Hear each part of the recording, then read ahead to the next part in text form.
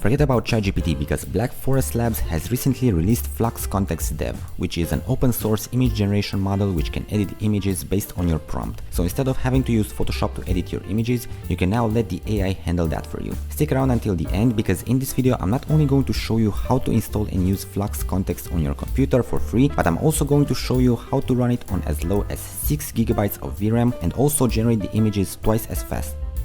So to download and run Flux Kontext Dev on your computer is actually pretty simple. All you have to do is go to the first link in the description. It will bring you to this page right over here, and if we scroll down a little bit, we come across these links over here, and these are all the files that you're gonna need to download. And if you look over here, it also shows you where you need to put all the files. So first of all, let's go ahead and download the actual model, which is this one right over here. Just click on the link, and then go ahead and open the folder where you have installed ComfyUI, search for the models folder, and then open the diffusion models folder and click save. I have already saved it, so I don't need to do that again. After that, you're gonna go ahead and download the VAE, so just click on this link over here and then click on download. And once again, open your ComfyUI folder, models, and VAE, and save it in the VAE folder. Next up, we're gonna download the encoders. So you're gonna need two of these three encoders. First of all, let's download the CLIP safe tensors. And again, just click on download, open your ComfyUI folder, models, and you have this CLIP folder right over here. And go ahead and save the file in this folder. And now if you have a very powerful GPU with a lot of VRAM, then you might want to download the FP16 version, but usually you're gonna have to go with the FP8 version if you have a regular GPU with less than 24 GB of VRAM. So just click on this one and again save it in the CLIP folder. And after you have downloaded all of those files, we can go ahead and open ComfyUI. So now that we are in ComfyUI, the first thing you should do is go ahead and click on Manager and click on Update All to make sure that you are up to date with the last ComfyUI version. And after you do that, let's go back to the website. And if we scroll down a little bit, we come across this image over here. Hover over this image and drag it onto the ComfyUI page and drop it over here. And as you can see, this has imported our necessary workflow. Now, if we focus over here, make sure that you have selected the right model. So click over here and from this drop down menu, go ahead and select the Flux Dev Kontext FP8 scaled. Over here, make sure that you select the CLIP file, and over here the FP8 version or whichever version you have downloaded. And do the same for the VAE over here, and you are good to go. Now, even though it says over here that you need 20 GB of VRAM in order to run the FP8 version, that's not true because I only have 16 GB of VRAM and I can run this model with no problem. And later on in this video, I'm gonna show you how to run Flux Kontext on even less VRAM. So if you have a GPU which only has 8 or 6 GB of VRAM, I got you covered. Okay, so now that we have the workflow ready, don't get intimidated by all these notes because we are not going to use most of them. We're mainly going to focus over here in this upload image phase. So first of all, go ahead and select which image you want to modify. Okay, so let's use this image of a man wearing a suit. If you take a look over here, this is your prompt box. So go ahead and type what you want to change in the image in this box right over here. And in our case, let's say that we want to remove the suit from the man and replace it with something like an astronaut suit. Okay, so now that we have the prompt ready, if we take a look over here, these are our settings. So we are using 20 steps and a CFG of 1.0.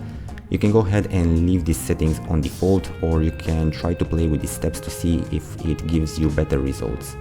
But for now, I'm just gonna leave it like that, and let's click on QPrompt.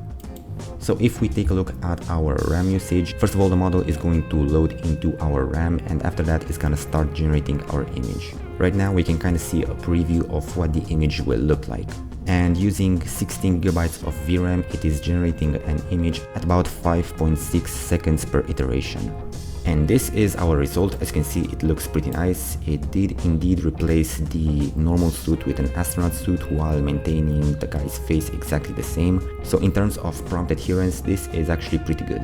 Let's go ahead and try out a different example. Okay, so over here we have this image of a nice modern cabin in the woods, and we are going to ask Flux Kontext to turn this image into an architectural sketch on a blueprint. So let's go ahead and click on QPrompt and see how this works. And here is the result. It did a really nice job at turning this picture of a cabin into an architectural sketch of the same cabin. As you can see, the composition of the cabin itself is exactly the same as the original image, but this one is actually a nice technical sketch, so this is pretty nice. Next up, let's turn this image into a Ghibli Studio style. So I typed over here in the prompt box, make this scene in Ghibli Studio style, and let's see how this works. And in case you're curious, this is my current VRAM usage. And it has generated our image in about 118 seconds. And this is the result. As you can see, you no longer need to use ChatGPT in order to turn your images in Ghibli style. But let's say that these two break up and we want to remove the guy from the image. First of all, we can go ahead and save our image. And over here, let's go ahead and upload our scene image. Now let's say, remove the guy from the picture. And Flux Kontext just got rid of your X for you. Now let's go ahead and save this image again. And let's ask it to turn this image back into a realistic photo. And here is the result. Yes, it does look a little goofy. And for comparison, here is the original image. Now let's go ahead and talk about what you can do if you want to run Flux Kontext even if you don't have a lot of VRAM. And for that you can use the GGUF version. First of all, you can go ahead and open this link in the description and it will bring you to this page. And over here you can see a bunch of different models. So if you look over here, we have the Q8 version, which is the biggest quantized model, meaning that you can run this on a lower VRAM, and depending on how much VRAM you have, you're gonna have to choose one of these models. If you have something like 12 gigabytes of VRAM, then I recommend using the Q8 version, but if you have very low VRAM such as 6 or 8 gigabytes, then I recommend going with a smaller number over here, and the lowest you can go is the Q2 version, which only has 4 gigabytes. But usually these versions aren't really that great, so in this example I'm gonna go ahead and use the Q8 version and also the Q2 version. And to download them, all you have to do is click over here, go into your ComfyUI folder, models, and over here you have this folder called Unet, and go ahead and save the file over there. Now, in order to run these models, you're gonna need the proper workflow, and for that you can go ahead and open the other link in the description. It will bring you to this page, which is very similar to the previous one. As you can see, this page has the GGUF models, but it also has the context example image. And all you need to do is click on this image over here. It will open this image, and go ahead and drag it into ComfyUI. And this is the workflow which we are going to use. Okay, so to demonstrate this, let's go ahead and remove the girl from the initial image this time. So as you can see over here we have the Q8 version selected. Over here go ahead and select the FP8 scaled file. And you can go ahead and leave everything else on default. Let's click on QPrompt. So once again, the first time you run this, the model is going to load into the RAM, which is going to take a while.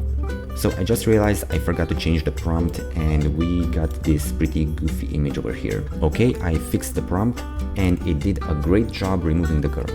But if we take a look over here, we can see that the dimension of the image is 1024 by 1024, and if we take a look at our original image, you can see that it's actually a different resolution. So the reason behind that is that we are using this width and height nodes to give us the resolution of the image, but if you don't want to manually change these values every time you generate a new image, then you can go ahead and double click and search for a node called Get Image Size.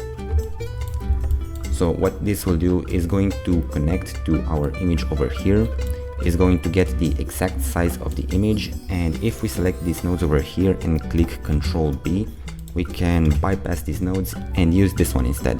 So let's go ahead and connect this over here like this, and do the same for these nodes right over here. So now the final image will have the exact same resolution as your input image. And as a disclaimer, make sure that you are not working with images of very high resolutions, because the generation time will be insanely long and the results may not look that good. So go ahead and stick with some low resolution images like these. And to illustrate this, we're gonna use this image which has a pretty wide aspect ratio, and we're gonna ask it to give her a pair of fancy round sunglasses. So let's go ahead and click on QPrompt. And over here you can see that it gave her some pretty oversized sunglasses, but it still looks pretty nice. Now let's go ahead and try the Q2 version. So let's keep everything the same, so we have the same image and the same prompt, and let's click on QPrompt to see the results. And if we take a look at the command prompt, we can notice that the GGUF version is even slower than the regular FP8 version. And the thing is, GGUF will not make your generations faster, but it will allow you to run Flux Kontext on a lower amount of VRAM. And this is the result. The Q2 version actually did a pretty good job, but this is because we gave it a pretty simple task. So let's go ahead and try something a bit more complicated. Okay, so this time we have this image of a girl in a nice red car, and let's go ahead and add Donald Trump in the car next to the girl. Okay, so it did put Donald Trump in the passenger seat of this car, but his face looks a bit weird, I guess. Now let's go ahead and try the same thing, but this time using the Q8 version to see the difference. Okay, this one is actually weirder. As you can see, his face does look more like Donald Trump, but for some reason he's sitting awkwardly close to the girl. In fact, her whole seat got replaced with Donald Trump, so I guess the Q2 version wins this time. Okay, let's try out a different example. So we have this image of a nice beach over here, and for this one we're gonna ask it to add a man and a woman walking on this beach while holding hands. And for this one we are using the Q8 version first. And as you can see, because we are using an image with a larger resolution, our generation speed is also considerably slower. So keep that in mind whenever you are inputting an image over here. Make sure that the image size is not too large, otherwise it's gonna take longer to generate. And if you want to use a fixed resolution for your images, then you can go ahead and remove this one over here and re-enable these two blocks over here. And this is the result. It looks pretty nice. Now if we use the Q2 version, we are going to get this image. And here is the Q2 version, which has this weird effect for some reason. And if it does look a bit weird, the reason for that could be that we are using a pretty large resolution. So once again, try to keep your resolution pretty low. And for our last example, we have this image of a cute wizard dog playing the piano, and we're gonna ask it to turn this image into a line art sketch. And for this one, we are starting with the Q2 version. And notice that our image has a lower resolution this time, and our generation speed is a bit faster. And here's the result. It looks pretty good, and it did follow our input image pretty well. So yeah, the Q2 version did a pretty decent job. Now let's go ahead and try out the exact same prompt and image, but for the Q8 version. And here is the result. The Q8 did a better job in my opinion. If we take a look at this, the line art seems to be a bit better. But if we zoom in a little bit, we can notice that the image is pretty pixelated, and that's the negative side of working with such a small resolution. But if you want your images to look crisp and high resolution, then you can go ahead and follow this tutorial, which will show you how to upscale your images using Flux in ComfyUI. Now let's say that you want your generations to be a lot faster. A quick thing you can do is go ahead and re-enable this node over here by clicking Ctrl B. And what this does is going to split the image resolution in half while it's generating, and then upscale it by a factor of 2. And this will quicken your generation speed because you're working with a lower resolution image. And just to show you an example, let's go ahead and ask it to replace the dog in the image with a black cat. And as you can see, the image is generating almost twice as fast. And this is the result. As you can see, it did in fact replace the dog in the image with a black cat. Now we can see a couple of errors in the image, but don't worry, you can go ahead and fix these by trying out a few different prompts. And this is it. I hope you found this video helpful. Please let me know what you think about these models in the comments, and if you have any issues, then go ahead and leave a comment and I'm gonna try to help you. If you like this video, go ahead and leave a like and subscribe because that will help me a lot, and see you in the next one.